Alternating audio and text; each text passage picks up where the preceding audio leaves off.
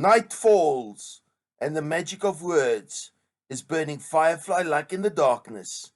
I'm the Gargoyle, your host for this evening session.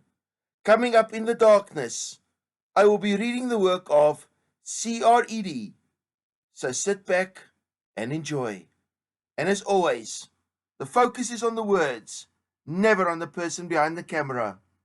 And if you like this video, please consider subscribing, ringing that bell, and commenting below. I am the Gargoyle, your reader on the ledge.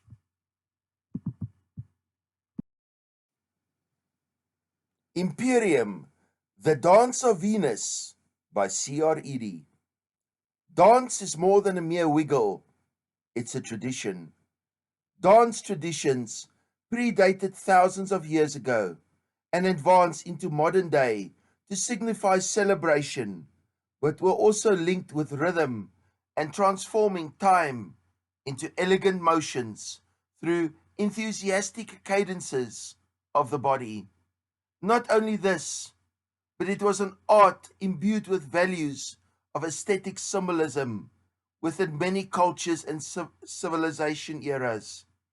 One of those civilizations was the Old Stone Age in 5000 BC, when dance became an integral part of life intended to please the gods. Dance was sometimes performed through religious leaders known as shamans. This was to appease the gods or plead for a good harvest. Women danced to relieve labor pains and ensure fertility would become them. Young men even nearly danced themselves to death as a coming of age ritual. One particular egalitarian group danced to everything they possibly could, ensuring they would appease the gods and live an abundant life, especially during their resource gatherings. The community worked as a collective force, with the central principle being that everyone was equal and deserved equal rights. The women often worked the farms with their children, while the men would hunt and paint on cave walls. One of these hunters was called Senan, the lead hunter in his village within the searing desert. Unlike his peers, he could not appreciate the value of dance, for he never had anyone to dance with, nor did he bear a wife compared to his younger hunters to celebrate the birth of a child. He only ever observed on the sidelines, celebrating for his friends instead of for himself, becoming a ghost to the tradition. The forgotten movement he called his infliction, causing his fellow villagers to sympathize and pray for his full recovery. Still, Senan was recognized as the most respected and virtuous predator, bringing in bountiful kills from his hunts alongside his fellow hunters, who were all much younger than him. Mere teenagers learning the ways of life through the eyes of an adult, Senan knew his hunting couldn't help him become a better dancer, though leaving him doubtful. One night, during a heat wave in Mauritania, Senan decided to take a midnight stroll to recollect his thoughts after a day of admiring his fellow huntsman families, something he yearned for but could never fully commit to due to his lack of dancing motions. One who could not dance was seen as off-putting to women of the village, which was his biggest problem. Unlike his peers, he lacked the rhythm and pace, who enjoyed every moment of the upbeat melodies. He took a walk into the sweltering sands of the Sahara Desert, walking further and further away from his village, with his head looking down at the grains of sand. He walked along, feeling utterly worthless in himself. He knew he was a great hunter, But deep down, Sinan believed he wasn't good at anything else, leaving him with discouraging thoughts of sorrow and despair. A miracle, please, a miracle, just one. He sighed to himself in a thick tone.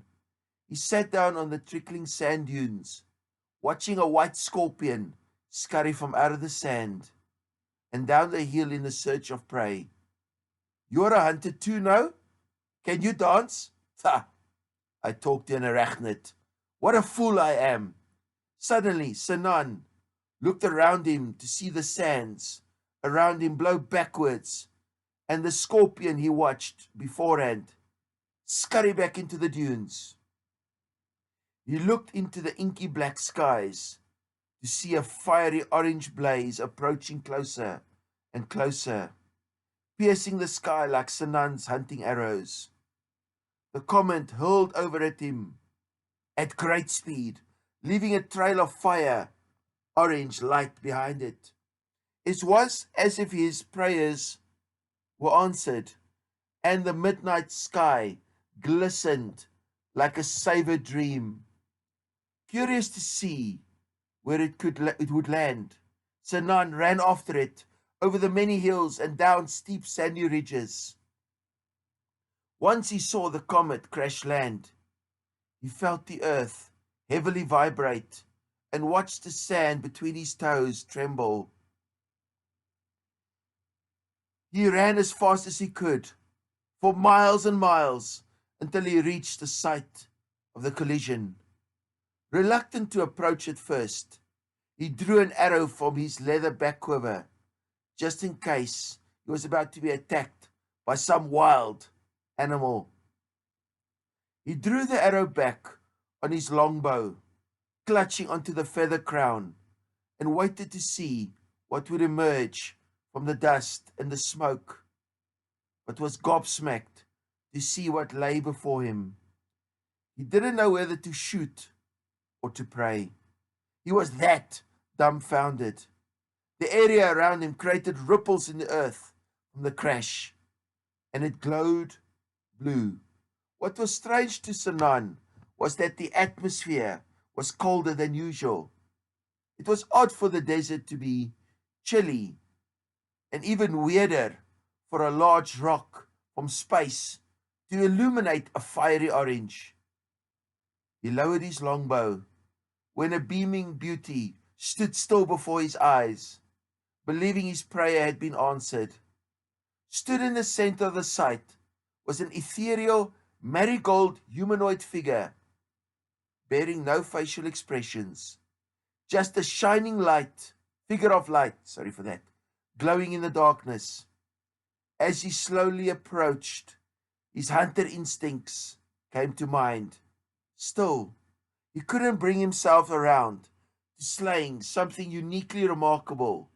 So instead, upon approach, he kneeled to the ground with his head bent down and laid his archery bow and rock-tip spear in front of him, showing that he meant no harm. The mystical being glanced down at the young man who embedded his fingers into the grains of sand and respectfully bowed in her presence. She looked at him, trying to determine the era she had landed in, realizing it was the Paleolithic civilization and that his language may not be as sophisticated as her kin's. She looked at what the primitive man wore, appreciating that mankind was just beginning to flourish. His bronze-brown chest was bare, but he wore a knee-length leather loincloth sewn with sinew and leather strips, covering his ashy knees from the heat of the sun. His footwear was made from deerskin and connected to each part through leather straps. His cut, frizzy black hair matched his short beard, which gave him an older appearance. Something she found interesting was the markings along his back, which were inflicted using a knife. She knew that because She had studied humans for a very long time, finding them fascinating creatures. Please rise. Her voice was gentle and shy, yet welcoming, and Sanan felt overwhelming comfort in her mystical presence. Once Sanan heard her voice, he felt lighter than he ever had before, smiling at her grace.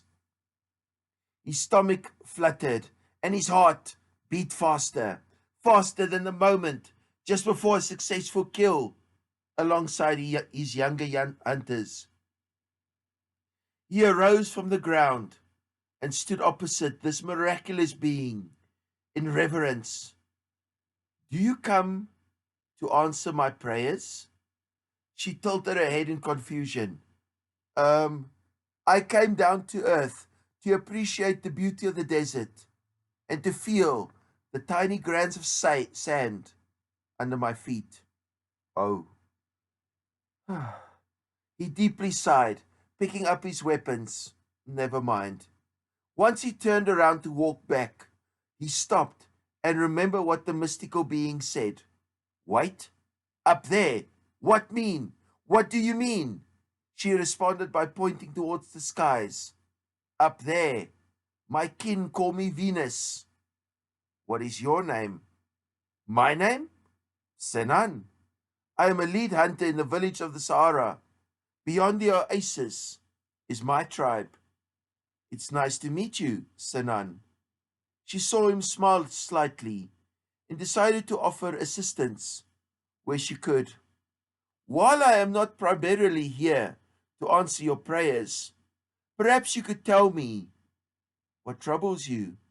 Ah, yes, the movement of my people. I cannot do. I've tried, but I cannot do it. It is used to appease the gods. I cannot do it, though. He demonstrated what his tribe did in front of Venus by flailing his arms in an unusual motion. Understanding his problem, she simply nodded. You mean to dance? Yes, yes, dance. Move like this. I am afflicted with a forgotten movement. Cursed. Unlucky. I can help you to dance. I, too, like to dance to the rhythm of the universe. She assertively instructed him to stand back as she took a few steps back herself. Doing what she said, Sanan watched as the site she landed at transformed into something out of this world. The two of them stood several yards away from the center, observing an ethereal marigold trail to whirl around the entire area, erecting a tall bonfire filled with finely carved branches, dry leaves, and cattail reeds that Sanan had never seen before. She looked over to him and saw his eyebrows lift in curiosity, then forge a gigantic flame beneath the bonfire, watching as the fiery orange embers drifted into the sky. Surrounding the two of them, grains of sand began to levitate, forming a thin barrier and allowing the two of them to dance and sing as much as they wanted. The barrier was soundproof and created a moderate drum beat for them to dance along to. Lay down your arms and dance with me. You see this big flame? We are to partake in fire dancing, she said, pulling him directly in front of her. She interlocked hands with him at first, getting Sanan to shadow her footwork. Try not to look at your feet when you dance. Dancing isn't about seeing, but instead feeling. Think about how each step feels while shifting your weight and changing the direction in your mind. Go one step further and imagine a pattern in your head and practice it. The two of them engage in hours of joyous expression, learning from one another like husband and wife. They followed and led each other in harmony, expressing celebration and imitating nature through expanded and closed actions. Sinan shadowed Venus at first, while tightly clutching onto her hands, then started to get the hang of moving his feet to a beat of his own. Eventually, he let go of Venus, allocating different weights to his feet while looking at the fire. Venus clapped to the drum beats and saw a reflection of the audacious flames in his eyes. Even the area around them began to gleam a fiery orange and marigold as the dance became so full of life and raw passion. The two of them performed a signature dance move by jumping as high as possible in the air, with their knees bent, holding their own hands together and allowing the moonlight to shine through the arch between their arms. Good, Sinan! Remember to feel the patterns and express your love for them. Move your arms and encompass your body to the beat of the drums. Venus and Sinan danced all night to the drum beats, making large circular motions, wiggling from side to side, head bopping, jumping up and down, and smoothly flailing their arms accompanied by extravagant footwork. Sinan's blood pressure raised significantly as he felt the sweat pour from the side of his face. But with time and patience from a fellow dance lover, he began to enjoy the tradition and abundantly express himself once more. He finally enjoyed dancing and the presence of Venus as he interlocked hands with her many times, moving around in more than friendship, but a partnership. They danced around the phenomenal bonfire, which diminished once the morning light had begun to arise. Once a ray of morning light shone onto the levitating sands, all the grains dropped to the floor, and the area returned to normal. I cannot believe I have learned to dance again. Thank you, Sinan said, lying in the sand beside Venus, exhausted from the incessant flows. You and me, friends, friends indeed, she responded, holding his hand. I thoroughly enjoyed my time with you, Sinan. She stood up from the ground and observed the dawn in the distance. I must go. I have stayed too long, and I must return home. My time here has been nice, though. I saw the beauty of the desert, danced to my heart's content, and even made a beloved companion in the process. Leave? No, please, stay a while longer. I cannot, but I will leave you this gift as a representation of our companionship. She kindly countered, looking at the area around her. The dance. What will you call it? Sinan shrugged his shoulders and tapped his head. I will think on it. It was lovely spending time with you, Sinan of the Saharan village. I hope to be reunited with you one day, for you've made me feel lighter than the universe ever could. Once he arose from the ground and laid down his spear, he placed his hands over her ethereal marigold ones. I will see you again, one day, up there. You, Venus, the goddess of love, were the answer to my prayer. You are my prayer. He was immediately saddened by her farewell, but knew everyone had to move on, even the stars. She bowed in respect, appreciating his friendly remark, and sensing sadness fill her mind. She too was comforted in the presence of Sinan, and knew she fell in love with him. But it was a forbidden love between flesh and spirit that would never work. Not only did she adore his curiosity and good looks, but also his appreciation for peace and self-expression through dance and poetry. With one almighty jump, she soared into space, leaving a glistening marigold trail behind her. Goodbye, my sweet Sinan.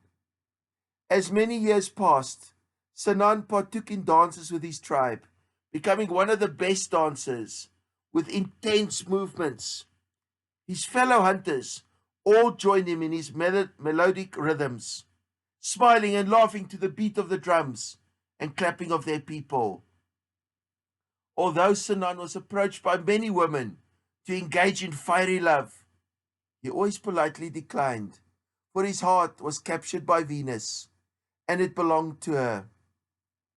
He visited the crash site of Venus every day for the rest of his life, dancing alone to their signature move. During his elderly years, he thought and looked forward to reuniting with Venus in the midnight dunes above. I fell for a goddess from the heavens, a star named Venus, he thought to himself every night, admiring the endless lights in the sky. After Sinan had passed, his spirit raced into the midnight dunes and was reunited with Venus as a spirit. They reignited their love, embracing one another so tight. As spirits, they interlocked hands and twirled in space, passionately in love. Venus placed her head on Sinan's chest as they both enjoyed one another's company and peace at last. They had all the time they wanted to dance in harmony and to their signature move, which Sinan finally named in memory of his village and the love of his life. The Eye of the Sahara in modern day civilization, the Eye of the Sahara, also known as the Rikat structure of Mauritania, was a 30-mile widened round and rippled feature that looked like a gigantic round bullseye from the expanse of space, found within the center of the desert. This was the dance of Venus. Really hope you enjoyed that short story, and thank you so much to the author C.R. Eede for allowing me to read her work. If you want to read more of her work, I will place a link below. Thank you so much. And as always, I am the gargoyle, your reader on the ledge.